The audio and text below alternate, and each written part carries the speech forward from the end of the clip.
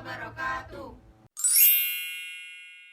Perkenalkan, nama saya Indra Kasafitri, absen 15. Perkenalkan, nama saya Nirwana Dewayani Putri, absen 21. Perkenalkan, nama saya Yosua Prima Theodora, absen 34. Perkenalkan, nama saya Willis Arimurti Bahtiar, nomor absen 33.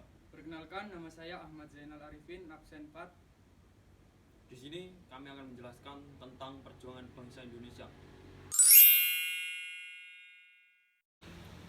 Peristiwa sejarah Indonesia sebelum merdeka syarat dengan nuansa perjuangan melawan penjajahan. Indonesia menjadi negara yang tidak hanya dijajah oleh satu bangsa saja. Kondisi ini menyebabkan bangsa Indonesia harus berjuang selama berabad-abad lamanya untuk mencapai kemerdekaannya. Beberapa peristiwa sejarah di Indonesia sebelum merdeka diantaranya adalah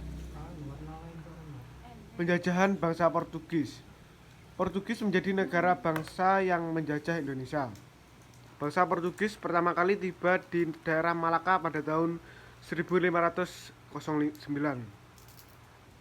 Portugis pun berhasil menguasai Malaka pada tanggal 10 Agustus 1511 di bawah pimpinan Alfonso de Albuquerque.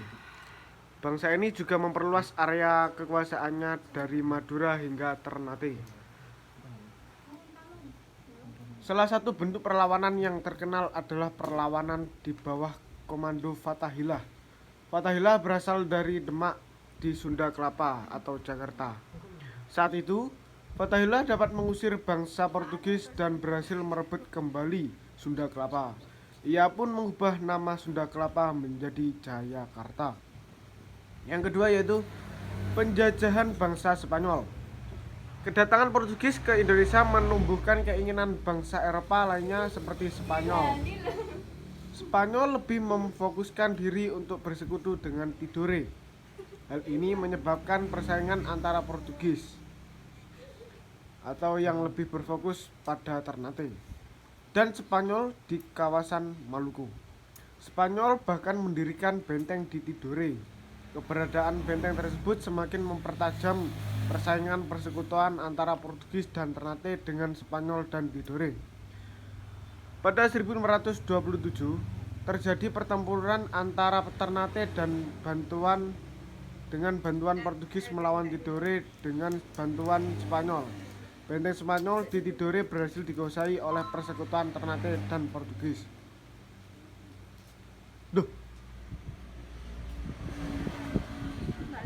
Gak apa-apa iya.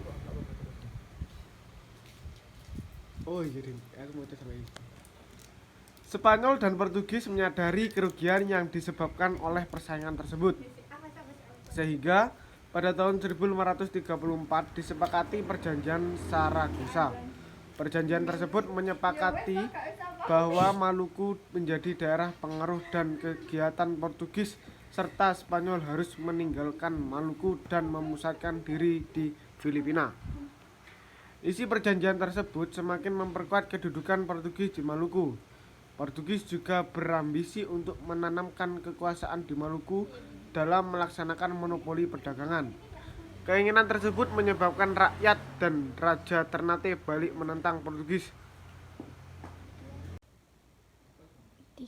Penjajahan bangsa Belanda. Perjuangan melawan Portugis berakhir pada tahun 1902. Namun Belanda kemudian datang untuk menguasai Indonesia. Belanda mendirikan VOC demi menguasai perdagangan rempah-rempah di Indonesia. Pada awalnya VOC hanya berkuasa pada Banten. VOC bersaing dengan Inggris dan Tiongkok dalam bidang perdagangan. Markas VOC pun dipindahkan ke Sulawesi Selatan. VOC mendapatkan perlawanan secara besar-besaran dari Sultan Hasanuddin hingga akhirnya Sultan Hasanuddin dan pihak dari Belanda melakukan sebuah perjanjian yang dinamakan Perjanjian Bologna. Namun isi perjanjian tersebut merugikan rakyat Indonesia sehingga Sultan Hasanuddin dan pengikutnya enggan menuruti perjanjian tersebut. VOC berpindah-pindah tempat hingga akhirnya sampai di Yogyakarta. VOC di Yogyakarta menepati perjanjian Giyanti yang berisi bahwa Belanda Bumi sebagai Sultan Hamengkubuwono I. Perjanjian ini juga membagi Kerajaan Mataram menjadi Kesultanan Yogyakarta dan Kesunanan Surakarta. VOC akhirnya dibubarkan setelah Prancis mengalahkan Belanda pada 1 Januari 1800.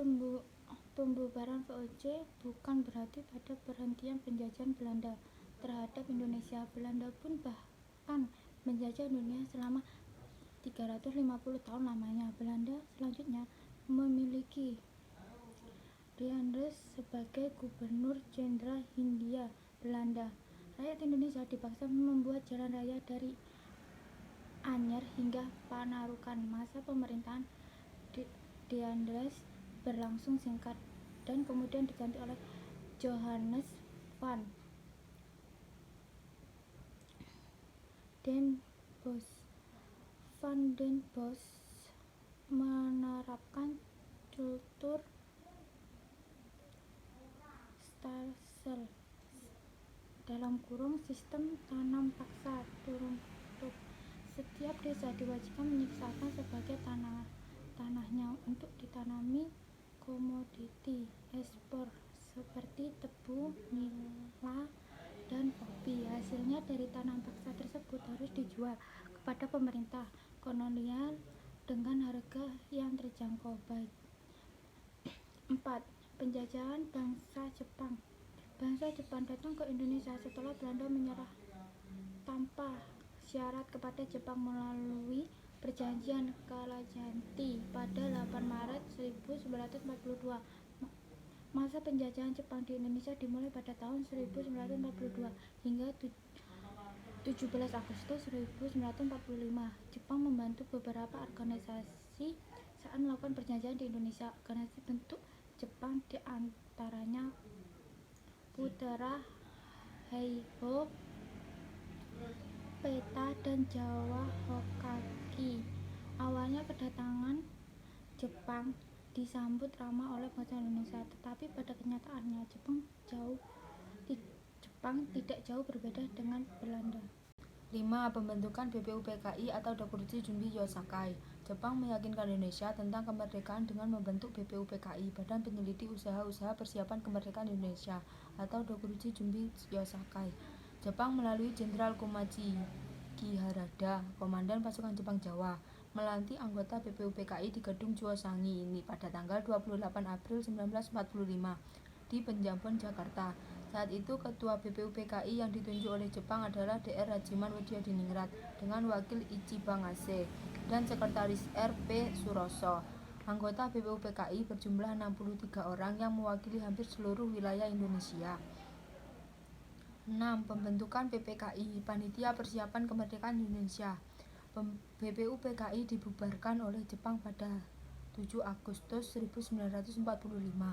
Jepang membentuk Panitia Persiapan Kemerdekaan Indonesia (PPKI) atau Dokuritsu Junbi Rinkai untuk menindaklanjuti BPUPKI. Anggota PPKI berjumlah 21 orang yang mewakili seluruh lapisan masyarakat Indonesia. PPKI dipimpin oleh Ir Soekarno dengan wakilnya Drs Muhammad Hatta serta penasihatnya Ahmad Subarjo. 7. Kekosongan kekuasaan di Indonesia. Pada tanggal 16 Agustus 1945, Amerika Serikat menjatuhkan bom atom ke kota Hiroshima, Jepang.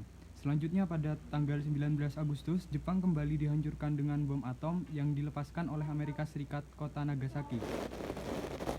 Hal ini membuat Jepang kalah kepada sekutu pada tanggal 14 Agustus 1945.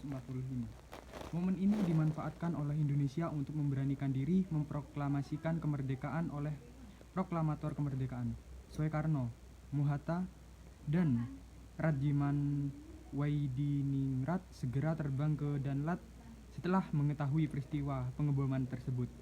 Mereka mendapat kabar bahwa Jepang sedang berada di ujung tanduk kekalahan dan akan memberikan hak kemerdekaan kepada masyarakat Indonesia.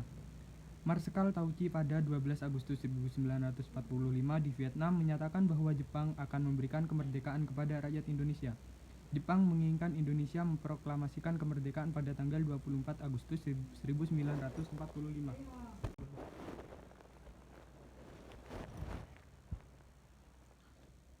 Peristiwa Rengas Dengklok. Sesampainya Hatta, Soekarno, dan Rajiman ke tanah air, Sultan Syahrir langsung mendesak Soekarno agar memproklamasikan kemerdekaan. Ia menilai bahwa hasil pertemuan di Dalat merupakan salah satu tipu muslihat Wahad Jepang. Para golongan muda mendesak golongan tua untuk memproklamasikan kemerdekaan segera mungkin. Bahkan, mereka menolak rapat yang dibentuk oleh PPKI. Para golongan muda hanya menginginkan kemerdekaan Indonesia, bukan karena hadiah dari Jepang. Pada 16 Agustus 1945 dini hari, para golongan muda Soekarni, Hairul Saleh, Sodanco, Singgih, Wikana, dan lain sebagainya mencuri Soekarno dan Hatta ke Rengas Dengklok. Peristiwa ini lebih dikenal dengan nama sejarah peristiwa Rengas Dengklok yang bertujuan untuk menjaga agar Soekarno dan Hatta tidak dipengaruhi oleh Jepang. Pada tanggal 17 Agustus 1945, dimulai pembacaan proklamasi oleh Insinyur Soekarno di kediamannya, yakni Jalan Pegangsaan Timur 56. Soekarno membacakan teks proklamasi dan langsung melakukan pidatonya yang bersemangat tanpa teks. Bendera merah putih hasil jahitan tangan Fatmawati langsung dikibarkan oleh prajurit peta, yaitu Latif Hendra Diningrat, Suhud, dan pemuda yang bertugas membawa bendera merah putih. Setelah bendera Indonesia dikibarkan, hadir menyanyikan lagu Indonesia Raya. Inilah peristiwa sejarah Indonesia sebelum merdeka.